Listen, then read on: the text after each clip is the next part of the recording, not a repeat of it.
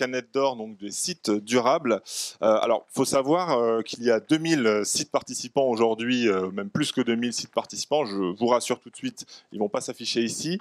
Arnaud, tu peux nous mettre les nominés. Voilà, donc on a ici une sélection à nouveau de 12 nominés, qui illustre encore une fois cette grande diversité et surtout cette adaptabilité de nos programmes, des diverses prestations et des divers services que peuvent fournir nos partenaires de collecte.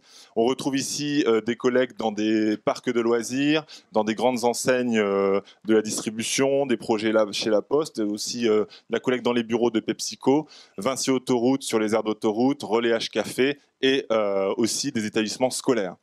Et je vais avoir l'honneur de remettre ce prix. J'ai toujours rêvé de faire ça. Alors la canette d'or du site durable revient au lycée Saint-Joseph. J'appelle Thierry Maison, qui est tout là-bas.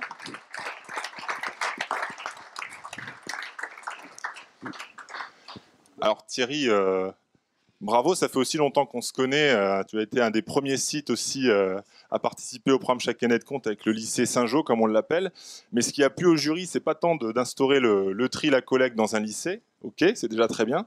Mais c'est qu'on a parlé au jury d'une intégration dans le cursus pédagogique des élèves du recyclage du métal, de la fabrication de machines, de compacteuses en classe de BTS MAI et surtout des 24 heures de Saint-Jo, une course de modèles réduits où les élèves, toutes les écoles qui y participent, doivent ramener des canettes collectées à l'année et ça compte dans les résultats.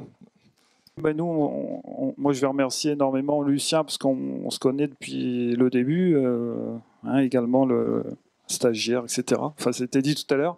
Et oui, on travaille énormément pédagogiquement là-dessus et donc sur des projets qui sont réalisés dans le cadre de la formation réelle des élèves. Là, c'est un projet de BTS MAI, maintenant CRSA, conception et réalisation de systèmes automatiques.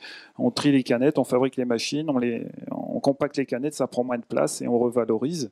Et sur l'aspect 24 heures de Saint-Jo, nous récupérons les canettes puisque pour fabriquer ces petites voitures, on consomme du métal, on consomme de l'acier, de l'alu, et on essaie avec les élèves de récupérer les canettes pour refabriquer ces pièces et faire un impact, on va dire, carbone zéro sur la récupération de bauxite et de minerai de fer pour la fabrication de nos pièces. Voilà, donc on a un peu zappé quelques étapes du cycle de vie que tu connais par cœur. Que je connais un petit peu par cœur. Ouais. Voilà, donc un grand merci. Merci à toi, super. Thierry. Merci. Merci. Bon, alors Jean, on va...